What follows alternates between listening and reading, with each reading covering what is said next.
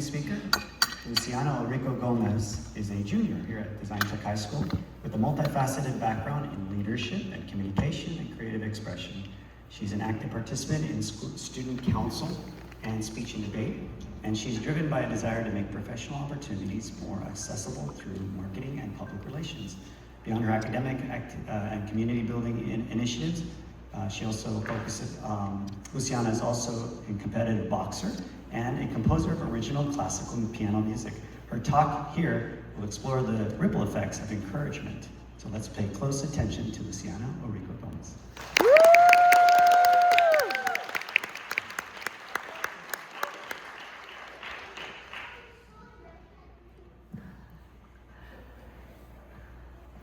I want everyone to take a moment to pause and think about a time where there was someone who saw something in you before you fully saw it in yourself. That's what I'll be talking about today. But before I get into that, I want to see a quick show of hands from all of you.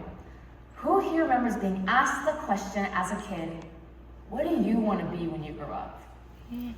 Yeah, I do. Well, I mean, it's the go-to question to ask any 7-year-old because what else are you supposed to ask them? But when I was a kid, I remember hearing answers like doctor, astronaut, engineer, famous singer.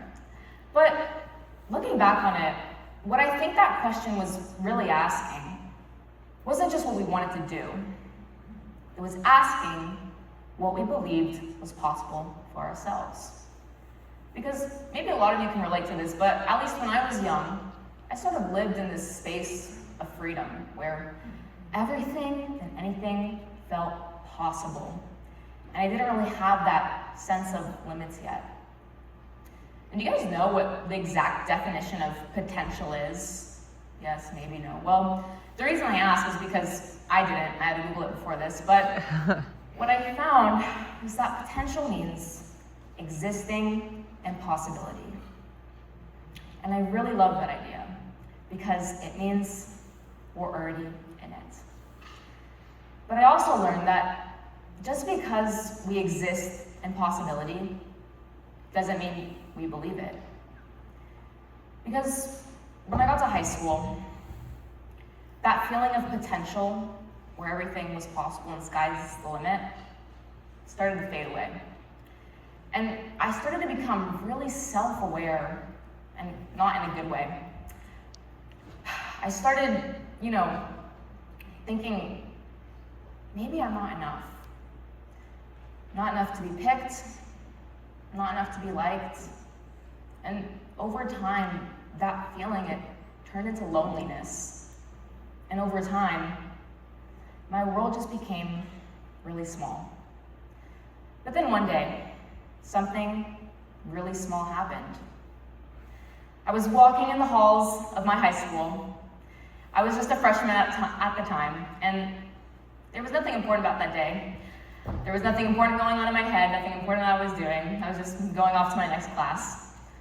But my chemistry teacher came up to me, and he told me, "Hey, Luciana, you should totally run for student council."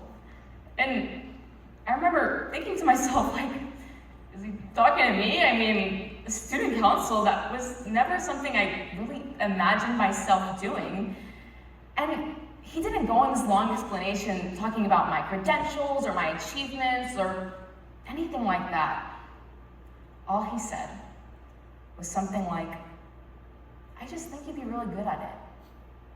And that was it. And he walked away.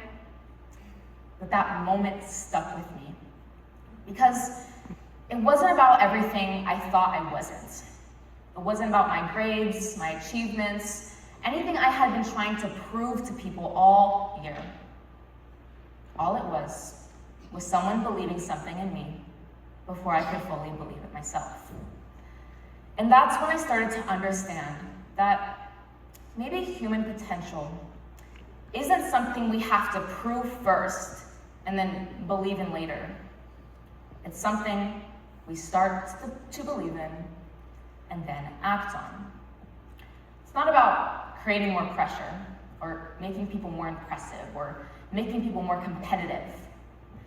maybe it's just about creating the kind of environments where people feel connected enough, supported enough, encouraged and confident enough to step into what they're actually capable of.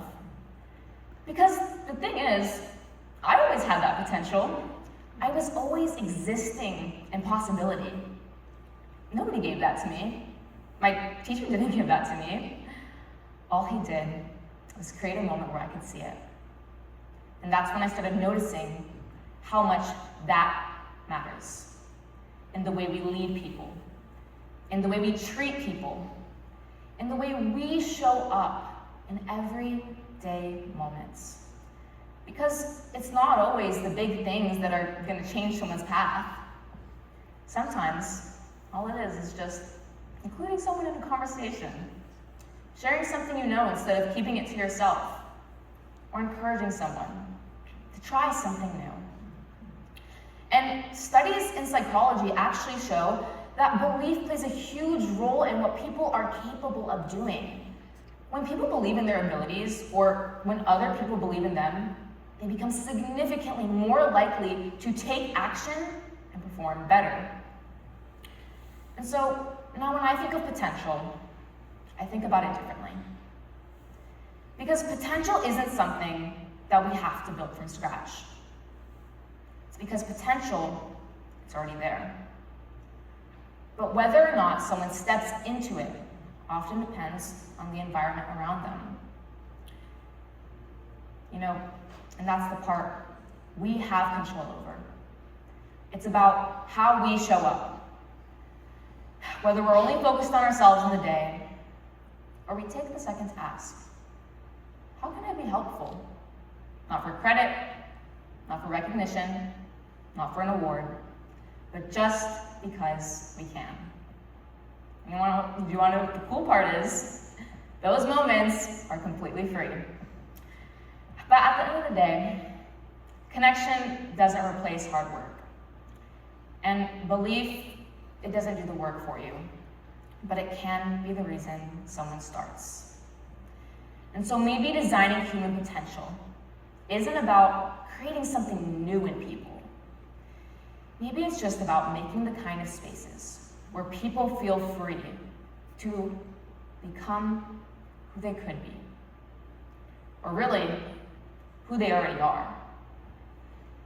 I want you to think back to that person you had in mind at the beginning of this talk. I want you to think about that time and how much that moment mattered to you. And now you and me, we have infinite possibilities and potential to make those moments for someone else. And so here's the challenge I'm going to leave you with today. The next time you see something in someone, say it. Don't wait until they've already proven it. Don't assume that they already know it. Just say it. Because that is how it all starts.